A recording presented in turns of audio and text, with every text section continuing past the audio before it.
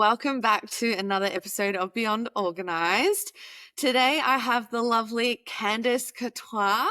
She is here to talk to us, particularly when it comes to burnout and balance, for she is a burnout and balance coach. She comes from Washington State in the US, and she works primarily with entrepreneur millennial mums, helping their business and creating that work-life balance. So I'm very excited to get into today's episode, and I'm sure I'm going to learn plenty of things. So welcome to the show, Candice. Thank you. Thank you so much for having me. Oh, you're so welcome. So I've been looking through your stuff and I really like what you put on Instagram and everything. But for everyone listening, can you please give us a bit of background as to what you do and what inspired you to get into it? Yeah. So I am a burnout and balance coach is what I've been calling myself most recently, but I have a background in mental health. I am a licensed marriage and family therapist here in the state of Washington, but separately online, I do coaching. And I always emphasize coaching is not therapy. Let's be very clear about that. But what drew me was I spent the first part of my career working with kids and teens. And what I noticed was to give them the best foot forward, supporting their moms in mental health is a really big way to do that. And what I noticed, especially around COVID time, was things were shifting. People were starting businesses, but moms are exhausted and they're trying to figure out business and kids and how do we be home with our kids while still having something for ourselves. And so they're lacking balance, they're burning out. And to me, it's important to have moms realize like you can kind of build both in a way that is sustaining for you so that you have fulfilled lives. You're contributing financially, you have something that's for yourself, but you're still showing up in all the ways for your kids. And so that's what drew me here. Yeah, I think it's very much needed, especially COVID really was that turning point for so many of us in actually reevaluating our lives and also what we want to put out there and contribute Right. and to help others as well. So I think that's fantastic. So in what you do, can you give us a bit of a breakdown as to what you do, how you do it, and how you help these mums? Yeah. So one of the first things I do is I kind of walk them through some of these hidden things that are kind of stumping them that a lot of us don't think about. Some things that I realized were really contributing to me just feeling dragged down, burnt out. And so I walk them through that. And then I start the shift with our values and priorities. Because what happens is a lot of us end up on autopilot, not by fault of our own, but just because that's how our brains work, right? They're just, our brains are lazy. They're going to do what they're going to do. And so when we sit down and evaluate our values, what we want for our family, and then what we're actually prioritizing, we realize, oh, these things aren't aligned. And I am running in several different directions that aren't moving me towards your goals. What my goals are or what my family's needs are, or because I also do help sort out where our misalignment is because of a values issue or a temporary like seasonal issue. Like I can't focus on that value right now because of this, but that's just for this season. Yes. And so I help them sort that out too, because that's another important piece that we forget. Yeah, no, I completely agree. It was interesting. Just last night, I was on a coaching call with someone and brand new client, and she was telling me a little bit about her life, but I just said, I don't think you actually need me right now. Like the season you're in, you've got a lot happening, but it's really going to end in another month or so anyway. Yeah. And you already know what to do beyond that. So I don't think you actually need me because it's just the season you're in and you really just need a friend to talk to, right, if anything. And so I think you're right in being able to work out what your values are and your priorities are, but also acknowledging the season you're in. And obviously in that lady's case, she didn't really need me, but in majority of women that I come across, they actually need that bit of extra support. And I'm sure you see the same thing too, where you're like, you're a bit stuck. Let's try and help you move forward from it. Yes, exactly. And then we build from there. I walk through other shifts to take. And then from there, I kind of act as like accountability and practical support in like building what does your schedule look like? What can it look like in this season? Because what it would look like for a brand new mom is going to look vastly different than what it looks like for me right now with a 6 and 5-year-old. Yeah. And what it looks like for someone who has, childcare support is going to look vastly different than someone who doesn't. So I help them kind of find all those things and put the pieces together for what their practical stuff can look like, and then help them kind of manage their own coping skills and stuff to keep their cool while they're doing all of this so that they can grow their businesses and they can do all the family stuff and have all that. But my biggest key that I always tell people in my messaging and in coaching and stuff is you can have it all, you just can't do it all. Yes. And there's a very big difference there. Yes. So, yeah, definitely. And I think also setting realistic expectations as well, and just going, you can, even in that, you can have it all eventually. Yeah. Not all today. It might not all be not today. All right now. Yeah. And also definitely. with the expectations, like there is the shift that has to happen of some of our expectations sometimes. And that's another thing I do talk to clients about. It's like, well, let's look at your expectations. And again, the season of life you're in, and how are we going to put those in so that we can scale them maybe, or we can, because sometimes we don't even think about, sometimes we don't even know what our expectations are until they're not met and we're disappointed. And then we think, oh, I thought this was going to be something different, but I didn't actually think about it. 100%. And it happens all the time when you start off with a new client, and there's sort of the expectations at the start of where they want to be in like 3 months' time or wherever. And then along the way, it's like, oh, hang on a second, maybe I don't particularly want to go that way, or these other things have come up that I actually want to focus on more first. And things shift, things change, and that as well. And I think it is important to be adaptable as well, and just go, you know what, it's okay if my expectations change. And I thought this was my dream, or this is why balance, but it actually turns out the thing over there is actually more what I'm after. And I think it's important to reevaluate as you go and acknowledge it's okay to put some things to bed and just let it be, and then fight for the other things, go for the other things. And that's, I guess, you as a coach and me as a coach, what we help draw out along the way. Because a lot of the time, until you really start digging deep, you don't even move anywhere. You don't really get started. You don't know what you want. I think that's so true. I also think it's true. It's kind of, there's several different camps, but two really big ones are that you don't know what you want, like you just said. And then there's the people that do kind of want to shift, right? They see, oh, it is something over here, but they really do feed into the sunk cost fallacy, not even necessarily for money, but for time. But I spent so much time and energy going this direction. What are people going to think if I pull back? What are people going to think if I turn around? Or what am I losing? And it's an amazing thing once we realize I just get to take what I've learned from this path and put it over here. Yeah. That's it. Oh, that's so good. So what do you find is the main thing that holds these women back in being able to break through or move forward, maybe keeps them stuck in burnout? What do you think is the main pain point and issue there? There's a couple of different ones, but one of the biggest one is that getting stuck on autopilot thing. I was actually talking to a couple of different clients about this recently, not even just in my coaching practice, but I have seen this time and again in the past 10 years that I've been a therapist. People just get stuck in autopilot where they think, well, this is just how it is. This is just how it's always been. And this is the pattern we've got stuck in. And I don't know the step to get us out of this. I don't know and so they kind of sit there and either don't make decisions, or they make decisions they think will help, but again, they haven't really thought about their expectations or priorities or values. And so what they think is going to help in that moment isn't. And so they just get stuck on autopilot. I think that's a really big one. And then another big one is that like expectation reality mismatch. Those two things really do keep women stuck, because unless we can sit down and evaluate, our brain is just going to do what it's going to do. It's just going to go where it's always gone.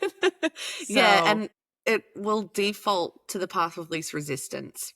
Exactly. Always. Yeah. And it was interesting. I had another client, sorry to sort of jump in and steal something here, but I had another client the other night, and I was giving her some practical ways that she could even just do her laundry a little bit differently, because that was a big pain point for her. And I gave her a few things that were little tweaks that were actually going to make what she does so much easier. But she kept on saying, oh, but I've always done it like this. And I do it like this. I'm like, yeah, but is that working for you? Right. No, it's not.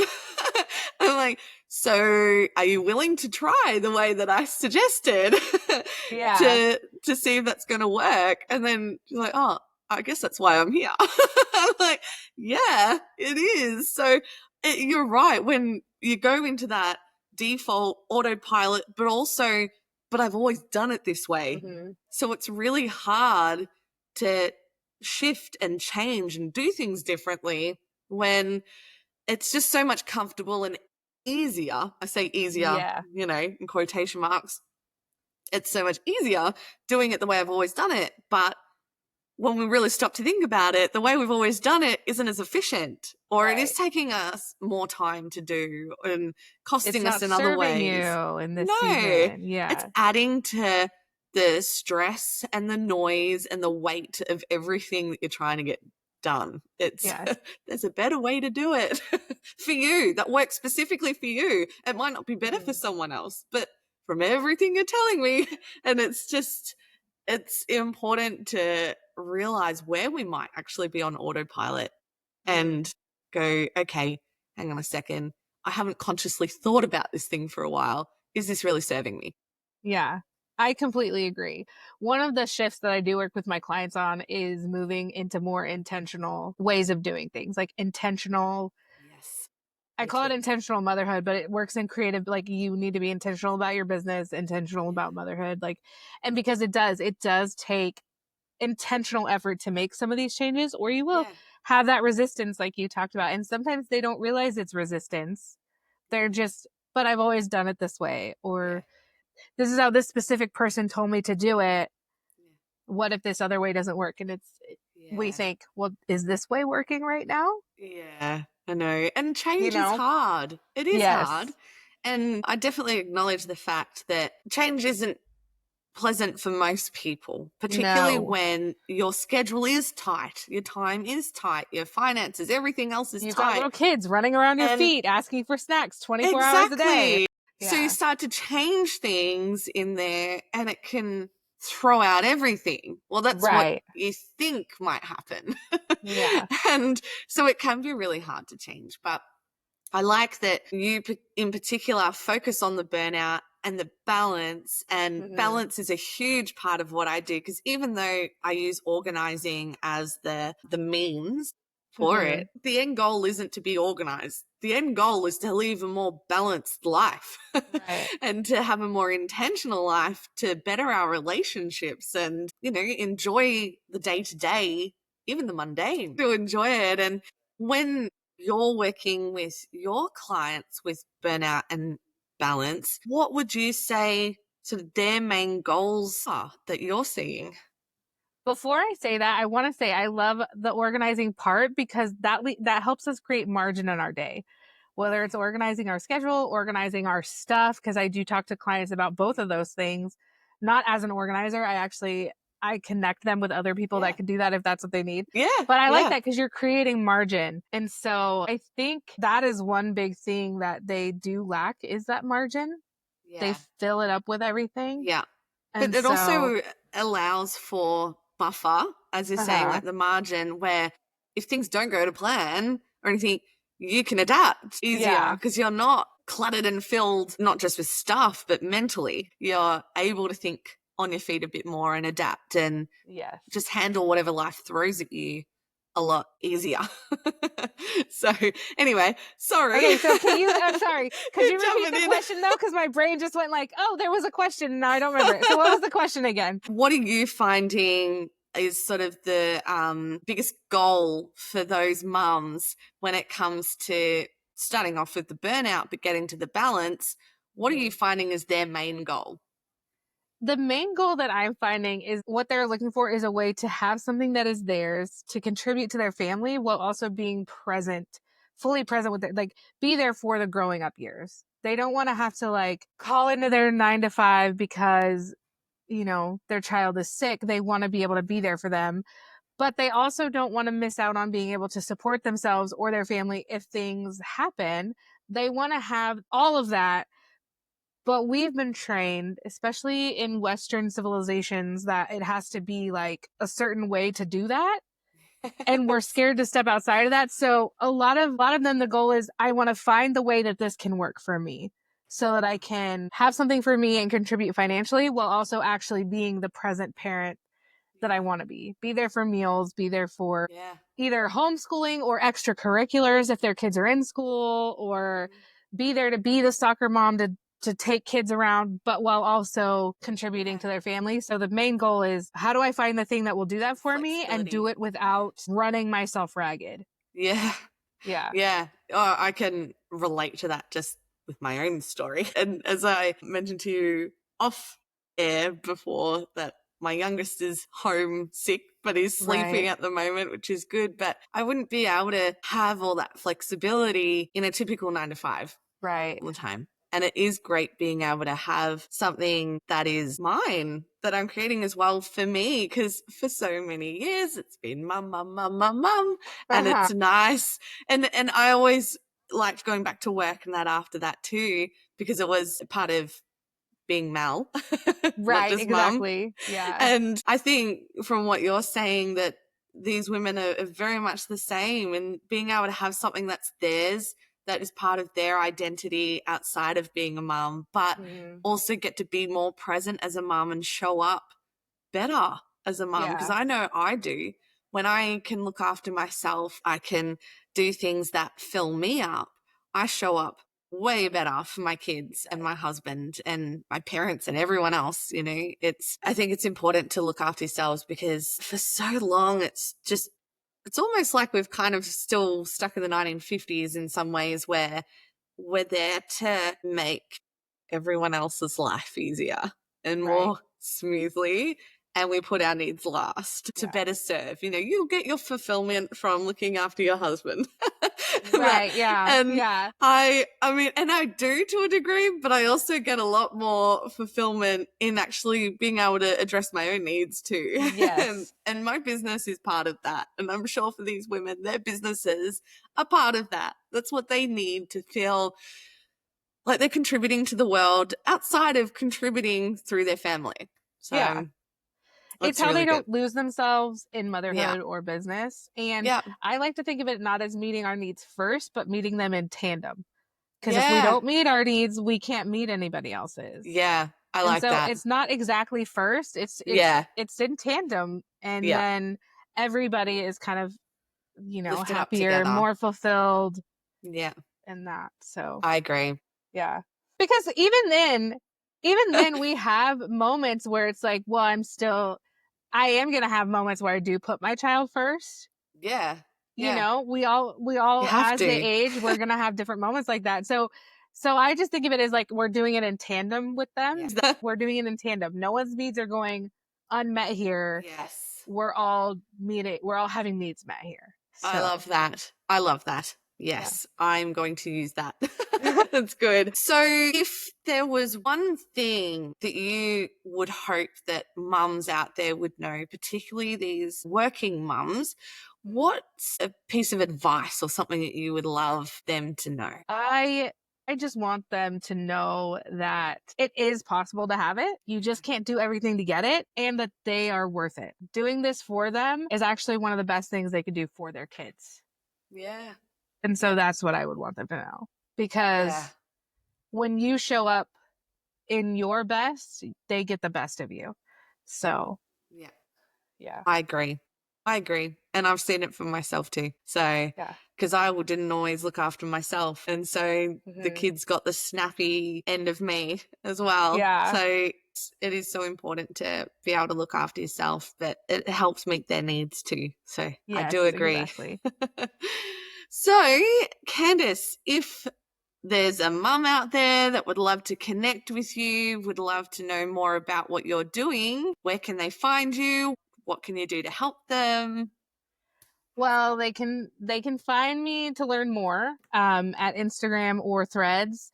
My handle is at soul_cadence_coaching on both of those. I do have a coaching program for creative entrepreneur moms who are wanting to go from burnout to balance and walk through these steps and have someone do it with them so they don't have to figure it out alone.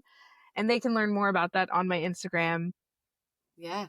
And yeah, So they'll reach out through there. Well, I'll make sure that the details are in the description. So just head to the description if you need the details there and you want to reach out to Candice. But I think that's all we have time for today. But I've really enjoyed the conversation. I feel like we could keep going.